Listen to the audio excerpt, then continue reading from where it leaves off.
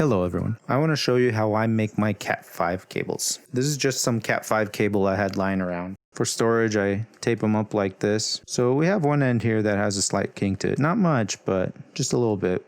Just to be on the safe side, I'm going to cut it off. I grab my strippers here. I like these ones better than the built-in ones in my crimper because they're a little bit lighter weight and I can do the job faster than these big bulky ones inside the crimper. I use that one if I misplaced my little ones and I need it in a pinch. So I'd strip off about 1.5 inches and I'd do a few turns. And I like to break the sheathing. I don't like to cut all the way through it because this way it guarantees I didn't get into the wire itself.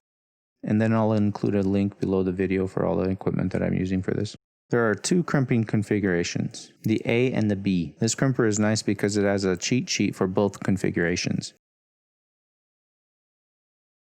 When you're holding the connector right side up and the pins are facing you, pin 1 is on the left and pin 8 is on the right. I prefer to do the B standard. I feel like that's the most common one. But there is hardware out there that will only accept A, in which case I have to look at my cheat sheet. So I usually go by B, which is white, orange, orange, white, green, blue, white, blue, green, white, brown, and brown. So let's start untwisting these pairs. So we have an orange pair, a green pair, a blue pair, and a brown pair.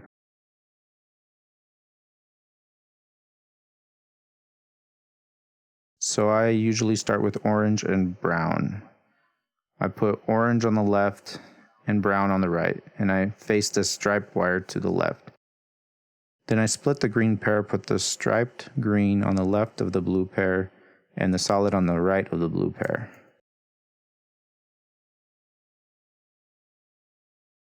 For the blue pair, I will put the solid blue on the left and the striped blue on the right. Blue is actually opposite of the rest of the pairs. This way we maintain a striped solid pattern all the way through. And so I like to straighten them out in pairs of 4. And you have to take care not to reverse any individual wires. And then put the 4 together and straighten out the whole pair.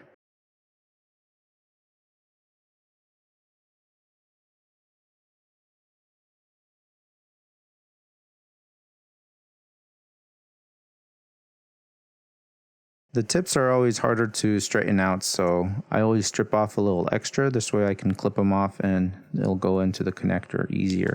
There are crimp connectors that are pass-through, which means that you can cut off any excess wire simply by crimping it. The crimper will actually have a blade that slices the excess off. This connector does not, so I have to make sure I cut off the proper length so that the wires will go in flush to the end of the connector.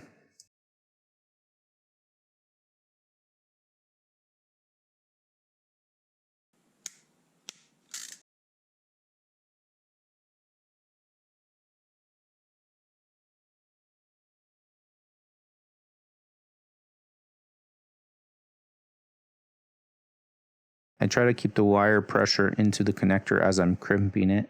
So I'll actually use my knee as a back support. So I'm pushing the wire into my knee as I'm squeezing the handles.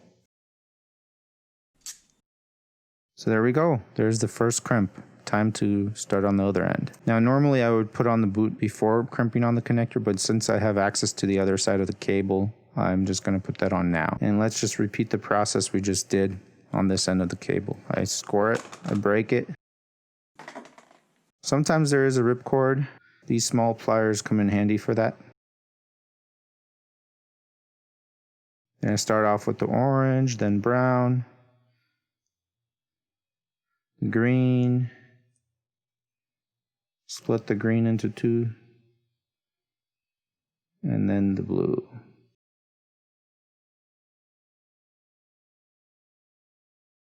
Straighten them out in pairs of 4, put the pairs together, straighten them all out.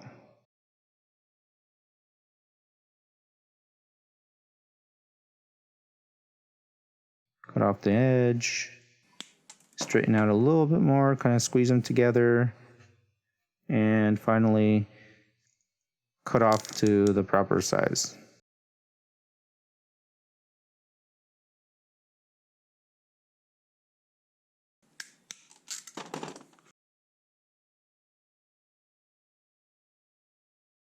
Try Try to put a connector on.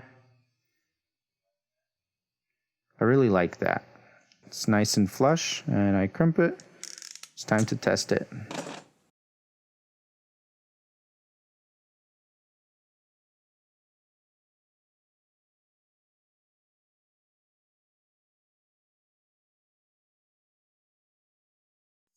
We have a pass. Now this tester is a quick and dirty tester. It's able to map it and detect split pairs. It's a pretty basic tester. I like it because it fits in my toolbox. I can quickly test a cable and see if it's even worth taking it to the big tester because it's so quick at doing its job. So here's my Fluke DSP 4100 cable analyzer with a smart remote. And I'm just going to plug them in on both sides. I already have auto test set on the analyzer, and I turned on the smart remote. And my start button is faded. That's that big white button on the left there. And I'm going to hit that twice to start the test. And then it starts testing. It's testing the map. It's testing the crosstalk on both ends. And a lot of different parameters, which we won't get to in this video. So it passed with a headroom of 13.2 decibels, and it shows you that it's 18 feet long.